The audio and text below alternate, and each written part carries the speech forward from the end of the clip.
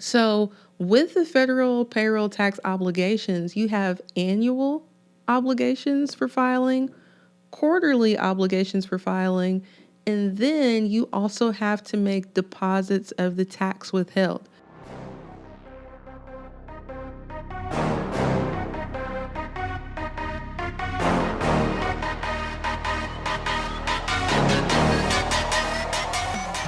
Welcome to the Tax Relief with Timalyn Bowens podcast. Are you behind on taxes? Is the IRS threatening you or your business? Are you overwhelmed and confused about how to resolve your tax issues? Let's join Timalyn as she explains your options and how she may be able to help. Timalyn Bowens is America's favorite EA. Hey family, welcome to episode 35. We are going to talk about payroll taxes today because I've come across some employers that think they're optional, and quite frankly, they're not. So one of the costs of doing business is employee taxes. And if you remember in last episode, I talked about tax avoidance versus tax evasion. If you have employees, but you have them categorized as contractors, my friend, don't want to break it to you rough, but you are a tax evader and it can come back to bite you. Now, there is a test on irs.gov and you can run your scenario through that test to determine whether or not the IRS would see your person as an employee or a contractor. But I do want to advise you, if they would be categorized as an employee, please make sure that you are paying employee test. Now, if you are an employee listening to this and you're like, oh my goodness, they are going to pay me as a contractor, not withhold any taxes. It's awesome. This is such a great guy. I want you to take this into consideration. Why would an employer help you out and pay you under the table? What does that benefit them, right? Because if they're paying you cash, paying you under the table, that means they don't actually get to write it off, right? But it also means that they don't have to pay payroll taxes, which again makes them a tax evader because that is tax evasion. So in this episode, we're going to look at what are payroll taxes. Then we're going to look at the federal payroll tax obligations and what happens if you fail to meet these obligations. I'll tell you this, it can cost you your time, your money, or both. But let's get right in and we'll get to the penalties later on in the episode. So payroll taxes are a combination of three different taxes, okay? We are looking at federal income. And remember, this is only from the federal lens. We're not taking into account anything at the state level or local level, all right? We do everything from the federal lens here on the Tax Relief with Timalyn Bowens podcast. So again, we're looking at your federal income withholding, okay? So if you've ever worked a W-2 job, you fill out your W-4. That tells your employer how much to withhold for taxes. And then we're looking at the FICA taxes, which is Social Security and Medicare, all right? Then annually, employers pay FUTA, which is federal unemployment taxes. There's an amount that is paid on the first $7,000 of each employee's wages. So when we are looking at that and discussing payroll taxes, whenever you hear employee taxes mentioned, those are the three taxes we're talking about, okay? Federal income tax, FICA taxes, and the federal unemployment. Now, with the payroll tax obligations, like I said, it's an obligation. It is not optional. You can't calculate your federal tax liability and then say, oh, I really don't want to pay that. I think I'll just make them a contractor instead. No, make sure you are taking a look at that test, because if the IRS comes back and says these aren't contractors, they're actually employees, you're going to get smacked. And I mean literally smacked upside the head with not only fees and penalties, but then you're going to also have to pay the tax that you didn't pay. All right. I've actually had this happen with a client who, thank goodness, the client of mine was the employee, and they said, hey, I think I'm supposed to actually be getting paid as an employee, not a contractor. So they filled out a form with the IRS, and the IRS agreed with them. And they went back to the employer, and the employer had to go back and pay FICA taxes. They had to go back and pay unemployment taxes, and then they got hit upside the head for not withholding from their employee. Okay? So if you own a business, your employees that you're paying as contractors may be thinking along those same lines. They can indirectly turn you in by filling out the paperwork and turning that into the IRS. And you are in trouble if the IRS agrees with them. So, with the federal payroll tax obligations, you have annual obligations for filing, quarterly obligations for filing, and then you also have to make deposits of the tax withheld. Now, while you withhold FICA for your employees, that's going to be about 7.65% of your employees' wages. Okay, and it goes to Social Security and Medicare, as I mentioned before. You also have an obligation to pay 7.65% of the wages you pay them to go towards their Social Security and Medicare accounts. All right. So not just the portion you withhold, but you also have an obligation to pay in as well. Again, that is going to be a cost of hiring the employee. So let's start annually. So we know in January, all employers must send out those W-2s by January 31st. If it falls on a weekend, it's the next business day. They also are going to have to file with the IRS and sometimes the state and local tax revenue department as well, what is called a W-3. Now, with a W-2, it's an individual wage statement.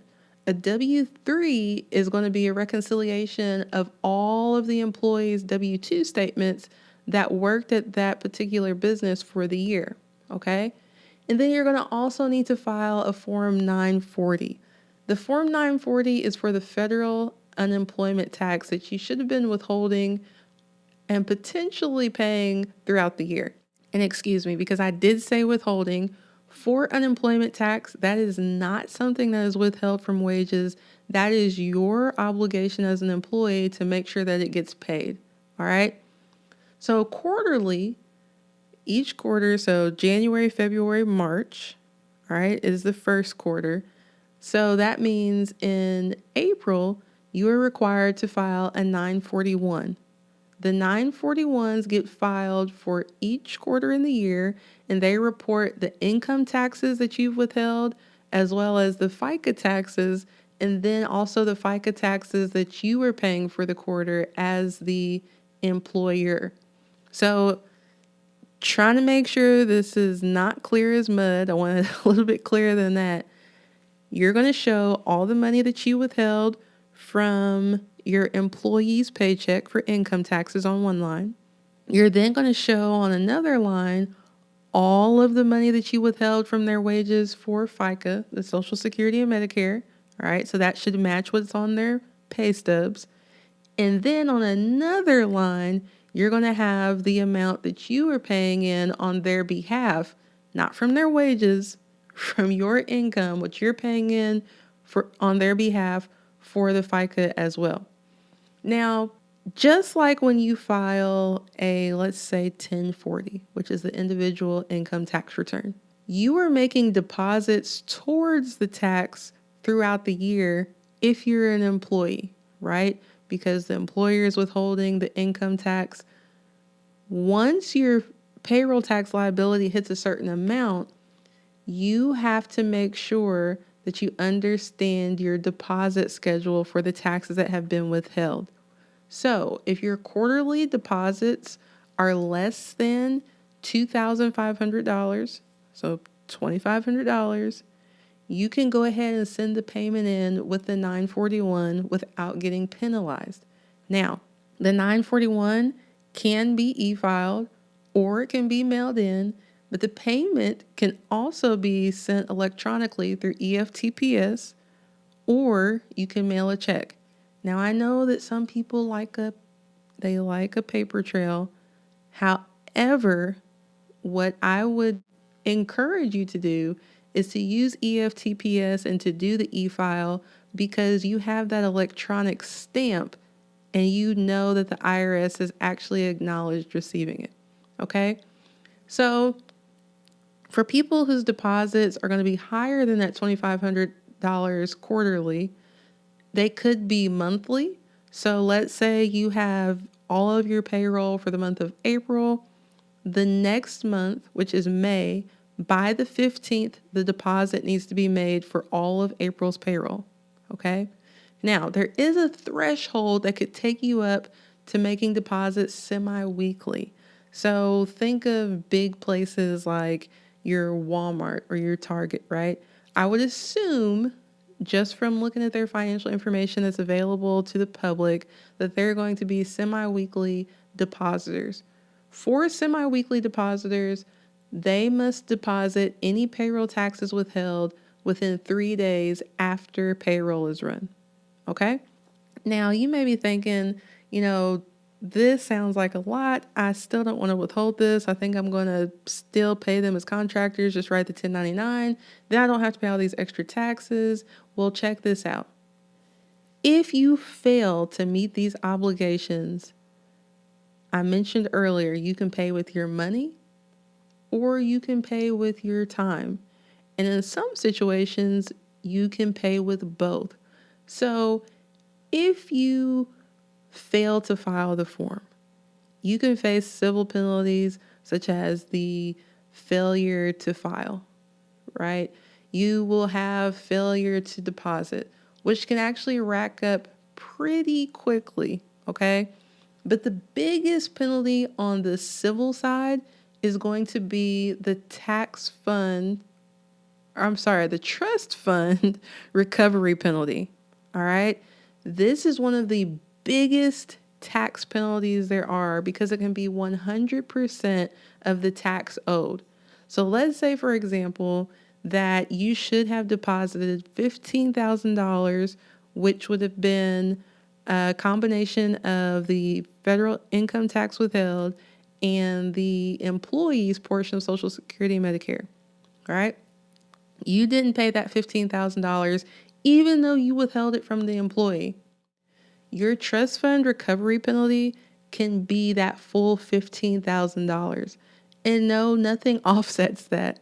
So you're going to pay, you still owe the $15,000 in tax, and then boom, you got a $15,000 penalty. Plus you still have the failure to file penalty. Plus you still have the failure to deposit penalty. All right. So payroll taxes, if you don't keep up with them, they can absolutely be the nail in the coffin, all right, to your business and kill it. Now, I'm going to go into a much deeper discussion about that in the next episode, episode 36. So if you're facing the trust fund recovery penalty, make sure you tune into that episode so you know exactly what you're up against and you can stop it before it becomes any worse, because you can actually get hit with the trust fund recovery penalty more than once, and not just the business owner can get hit with that penalty. Other persons that are deemed as responsible can also get hit with it. So again, in 2 weeks, make sure you are subscribed so you don't miss that episode. So that's just on the civil side, but this can easily turn criminal. All right. So under section 7201 and 7202, you can be subject to imprisonment and fines, because it's considered a felony to not collect or truthfully account for the tax. And the key here is to willfully not collect or truthfully account for the tax.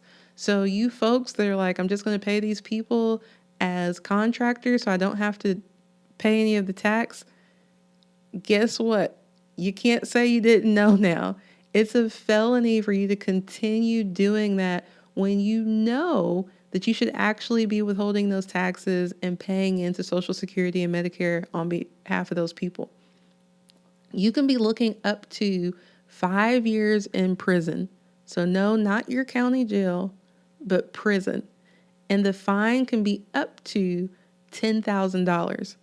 Now, This episode is not to make you sweat. It's not to make you panic, but I do want to give you a sense of urgency because, like I said, these penalties can definitely bring death to your business. And most people are in business because they are passionate about the service or the product that they are offering.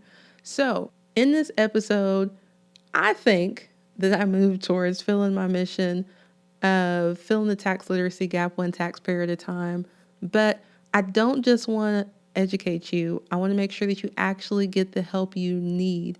So if you find yourself in a situation right now and you know you didn't file your 941s for last quarter, you know you didn't file your 940 for the unemployment tax last year, and you know whatever tax is going to be calculated on there, you don't even have that in your bank account, I encourage you to go to bowenstaxsolutions.com and book a tax relief consultation with me. Now, I will remind you, and if you're new here, I'll inform you, this podcast is free. My YouTube channel is free. But if you actually talk to me to get a customized roadmap to help you with your back tax journey, that is going to be an investment and you will pay for that consultation. So, with all of that being said, make sure that you stop the leak now before you get hit with the trust fund recovery penalty. But if you've already been hit with it, make sure that you are subscribed to the podcast because I'm going to cover that in next episode, which is episode 36. Can you believe it? We're already to 36. That's going to come out in 2 weeks. Now, before I leave you, I will say this because I've gotten more messages about my tax friends checking out the podcast, which is fine. Keep listening, keep sharing.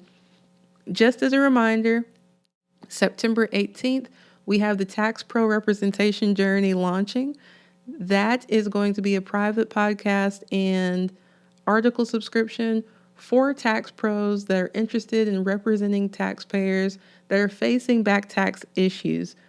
Throughout there, you will have me giving you weekly tips. I wouldn't say tricks, but things that you can implement that will not only help you in your business, but also your mindset on your tax pro representation journey.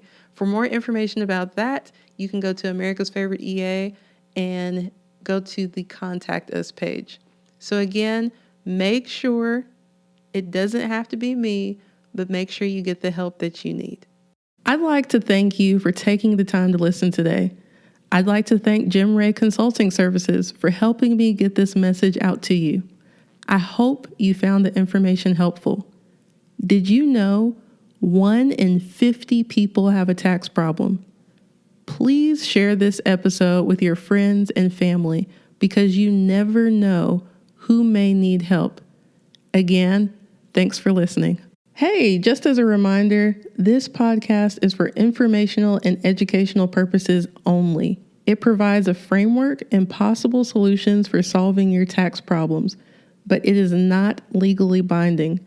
Please consult your tax professional regarding your specific tax situation.